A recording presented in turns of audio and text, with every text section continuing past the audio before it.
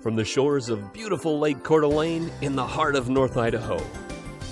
Local, regional, national, and international guests discuss their topics on our forum, the North Idaho College Public Forum. With your host and moderator, political scientist, Tony Stewart.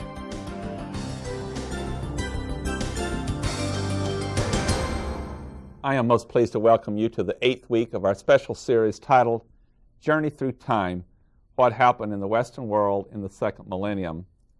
On today's program, we have two very famous people from history that contributed in a significant way to that time and development over what we're looking at. And as we bring you this rather long series, we're looking at people in different centuries during that 1,000 years.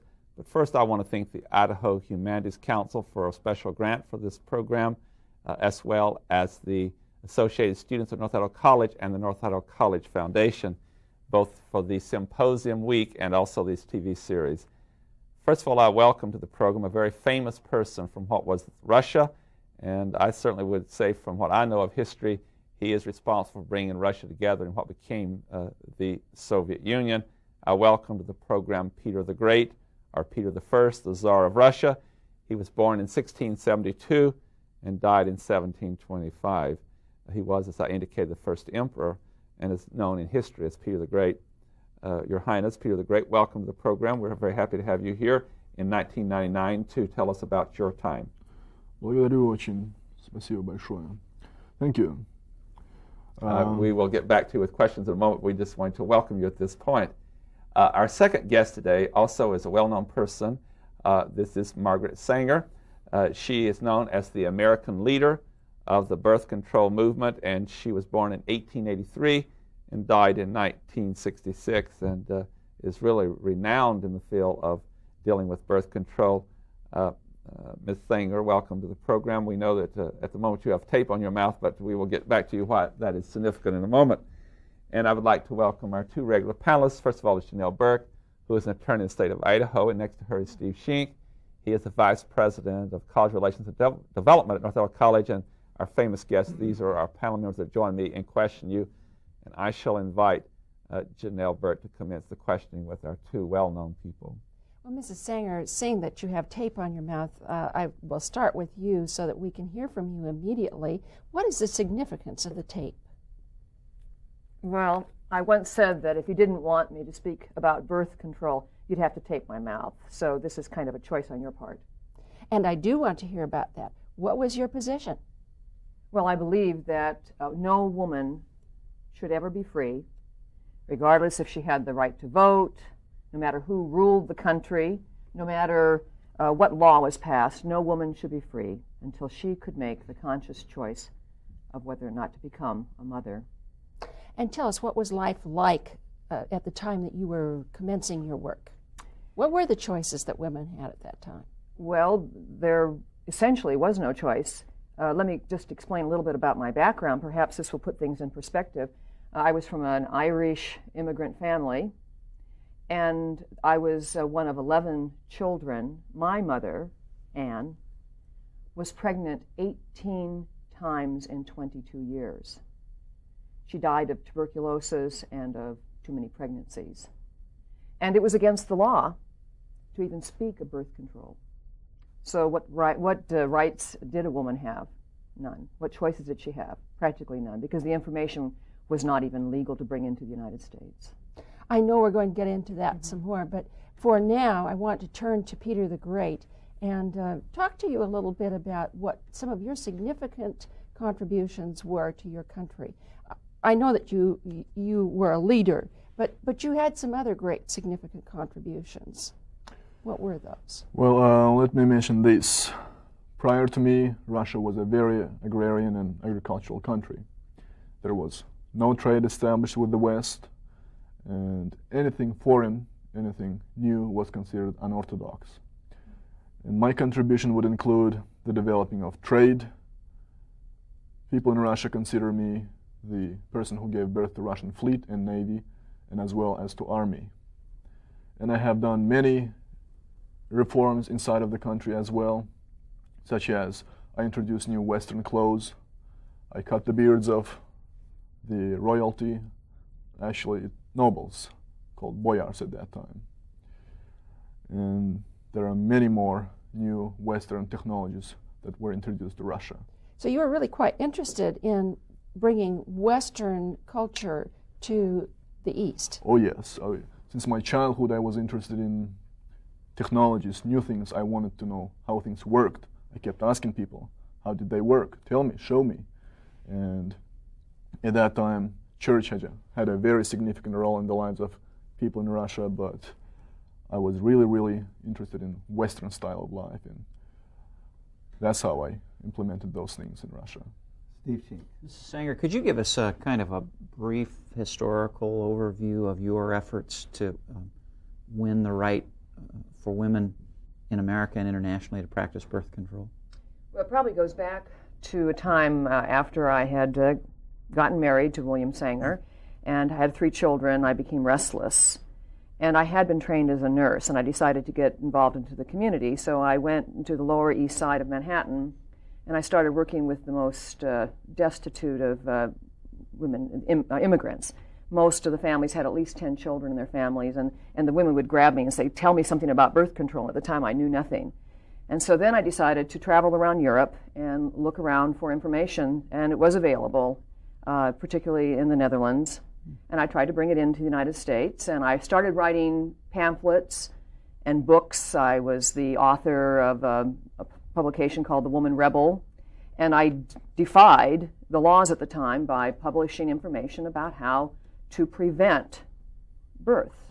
I was not in favor of abortion, but in the conscious choice of how many children to have. I was arrested for my efforts.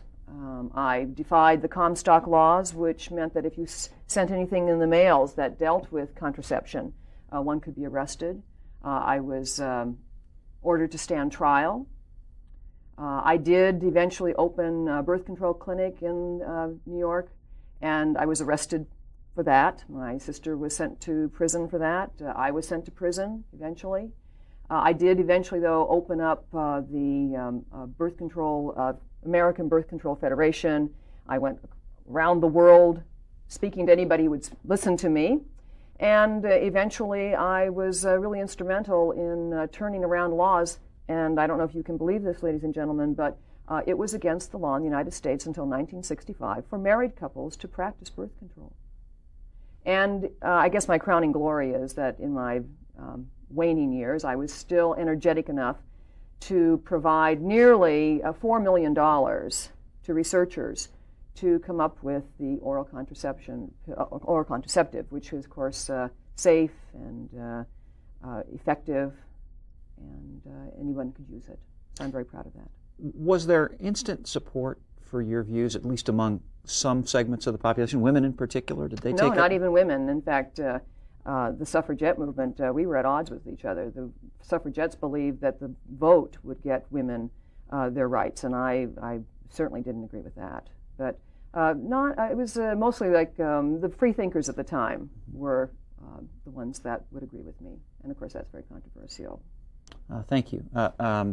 Peter the Great, I understand that you preferred and were called by your people Peter Alexeyevich. May I call you that? Of course. Thank you. Could you tell us a little bit more about the Russia of your era? For instance, was it part of your legacy to unite a disseparate group of people, or did you inherit a unified country? I think I know what you're trying to ask me.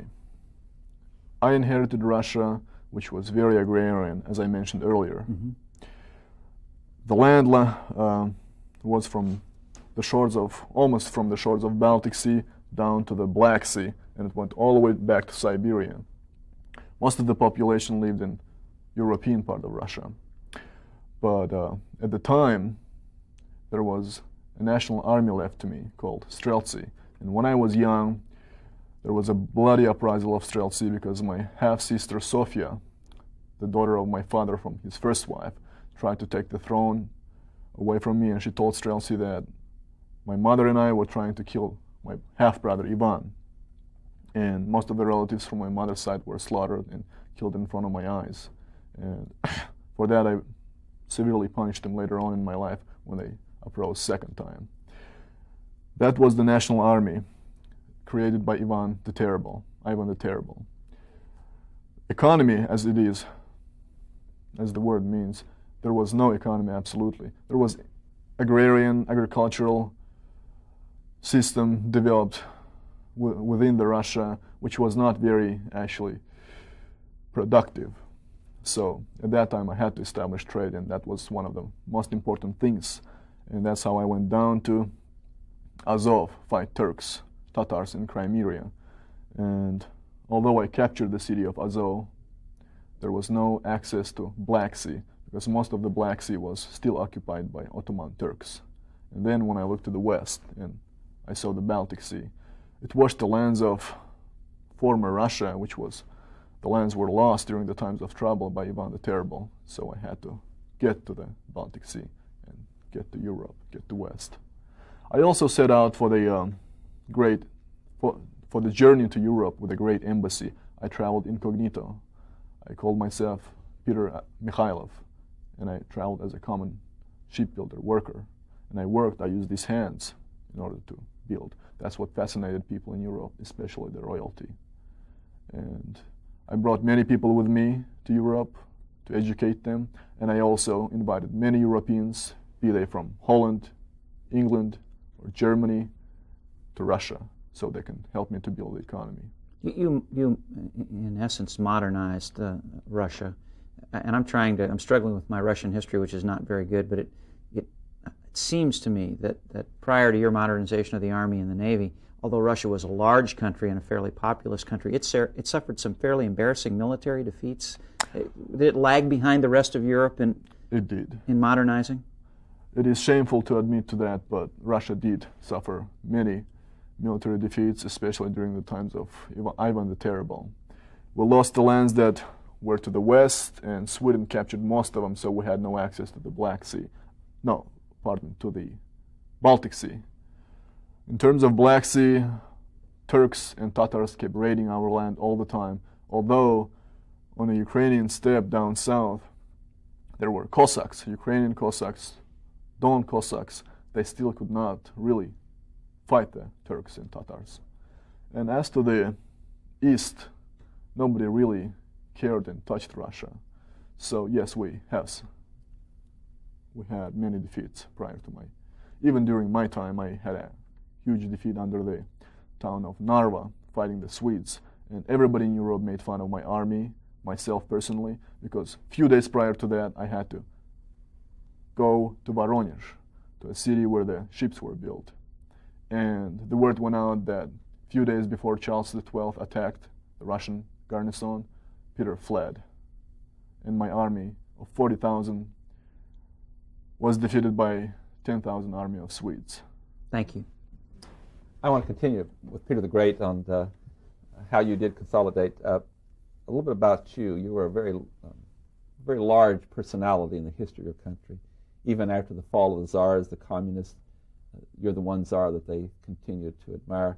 Now that the communists have fallen, the governments that have succeeded, you are just a very large figure in the history of what we call Russia or the Soviet Union during a certain period.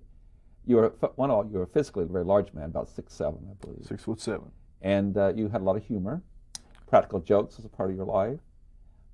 It's my understanding that you went down to the docks and where the workers were, and you mingled with the workers.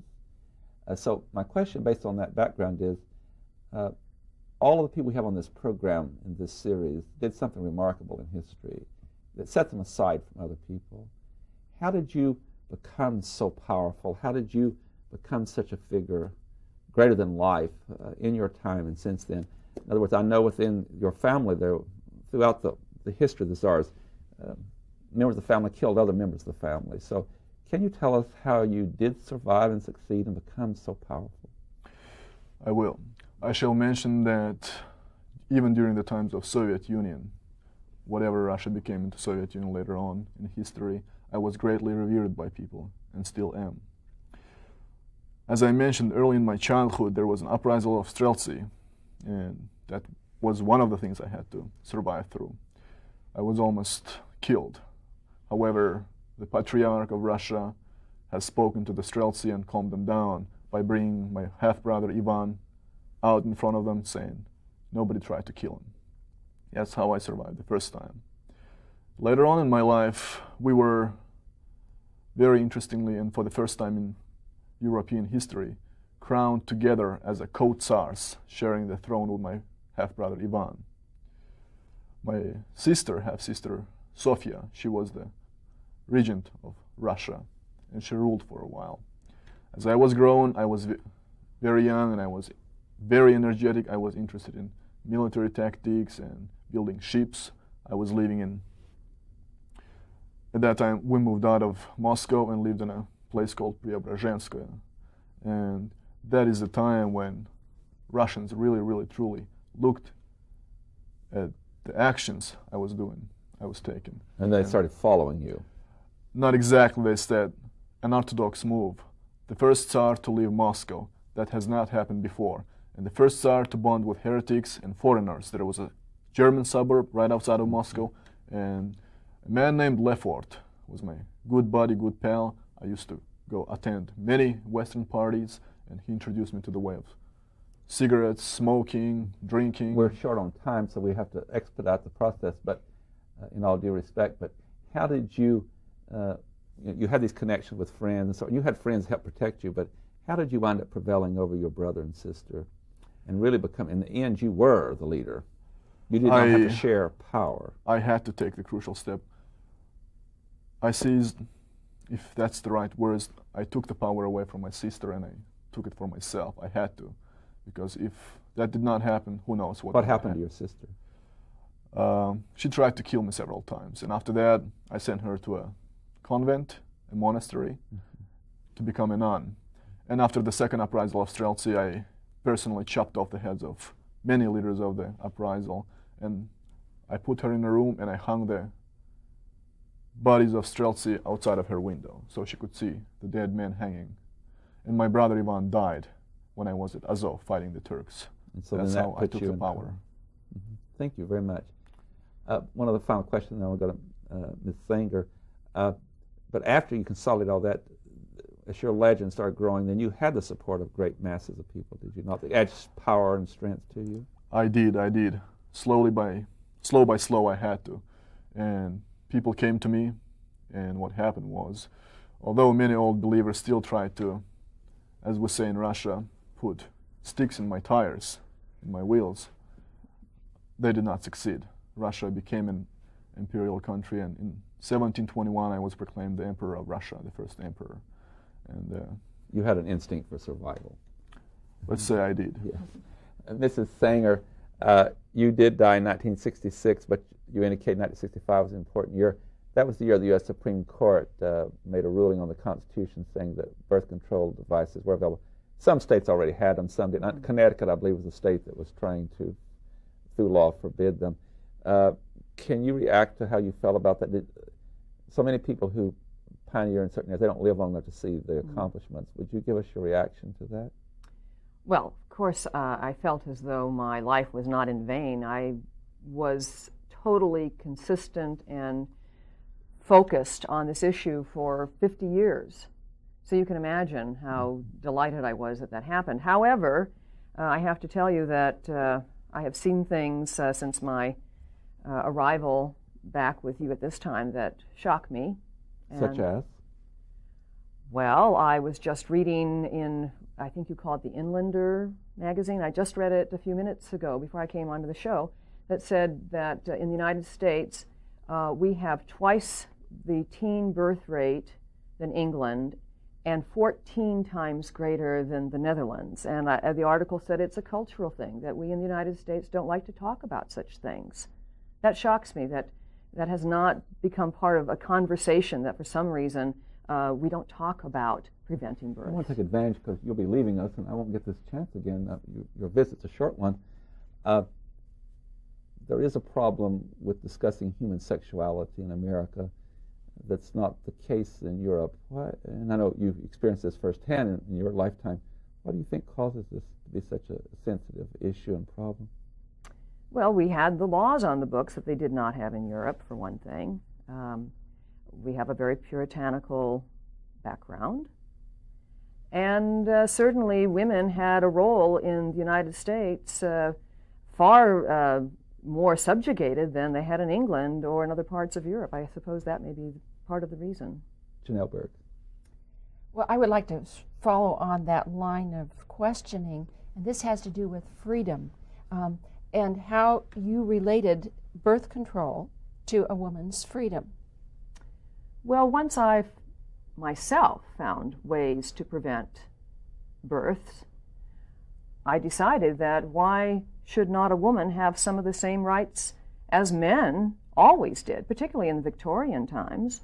Women were not allowed to enjoy relations. And so I decided that if I had the freedom now to express myself, why not? And so I found that my husband, Mr. Sanger, who was a very nice man, we grew apart and I found other interests. And in terms of how did you find the means of birth control? Were there scientific studies? Were there writings? Was it sort of an old wives' network, if you will? I scoured libraries. I went all over Europe. I spoke to people. That was my mission for almost 2 years. Mainly it was by word of mouth. Yes. This is what works, this is not what does not work. Yes. Peter the Great, you were a monarch. Were you a benevolent monarch? Could you... A benevolent meaning a good monarch. Were you good to your people? Did you have their best interests at heart? I was good to my people. No matter what they say, what they said, I was good to my people. That's how Russia became one of the most powerful and influential countries in Europe. The empire that I left to the world lasted from 1721 until 1917, when the Soviets killed the last, they slaughtered the last royal family. But it was definitely a class hierarchy. It was. However, I shall mention, I did not thought it was law for me to go down with people and work with them. I was probably the first one out of all the monarchs in the past to really share the same work, eat the same food with a common worker and a peasant. For that, people loved me. Steve Sheen. Mrs. Sanger, I struggle a little bit with my history of your life too, but it seems to me that you had an interesting relationship with Japan, not a country that you would think would necessarily welcome you or your views. Could you tell us a little bit about that? Well, I became friends with Shizue, and she was a Japanese woman who was actually left in New York by her husband to kind of fend for herself while he went off to Europe to do some business. And that's what got me interested in traveling to Japan. She kind of opened some doors for me.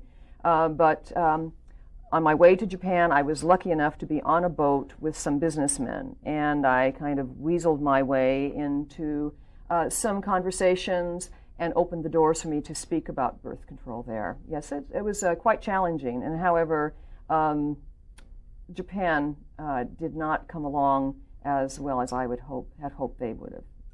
You paid a pretty high personal price for your beliefs. I believe you were separated from your children, voluntarily separated from your children when they were fairly young. Is that correct?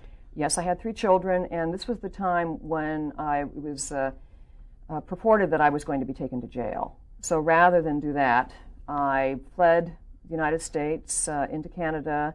I left on a boat without a passport, hoping that England would accept me. And thankfully, there were a few friends there, some free thinkers there, who allowed me free reign into England. And I spent 2 years there, away from my children. And as I recall, I think you had 3 children. Only one was a daughter, yes. And she died an untimely death. I think she died only about 2 days after I returned from England of tuberculosis. Same thing that my mother died of, and I also had tuberculosis.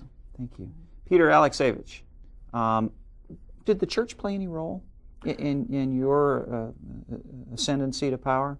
Church did play a great role. It was church that established many rules, many things into the lives of Russians. And since my childhood, I was taught by a priest. However, I still kept questioning many things. I kept talking inappropriately about God to my priests, but they still kept finding the answers that really were from the Bible and were direct to the Bible. And church did play a great role, but the great patriarch, died. And after that I put, we can say, my own man, and he kind of did small reforms. So that's what for many Russians were upset with me as well, because I changed the institution of church. Again, and I apologize, my knowledge of Russian history is not that good.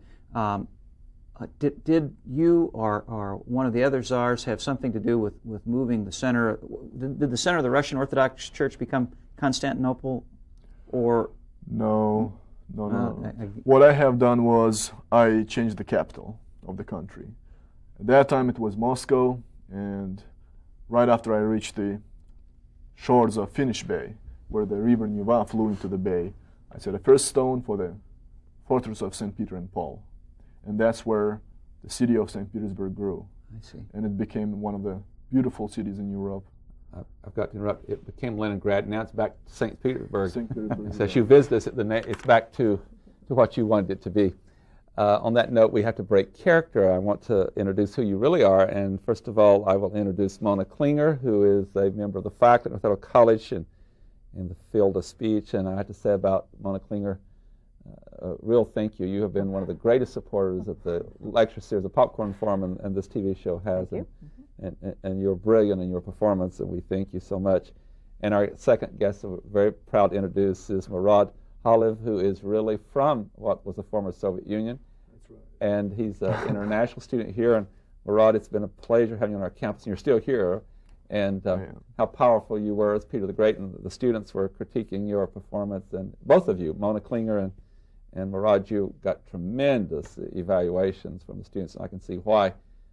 It's great to have you here, and I wish I had time to tell you what this had meant to you to play these roles, but we'll have to do that off the air because we're out of time. Ladies and gentlemen, we have completed our 8th week of our series looking at the second millennium. We'll be back continuing to do that. We have some other famous people in history that we want you to meet. In week 9 next week, we get a thrill out of bringing you this series, and from the reaction we get from you, you indicate you like it very much. Again, I remind you, we'll have 9th week of this Journey Through Time next week. Until then, I would like to hope you and wish you a very good week. I am Tony Stewart.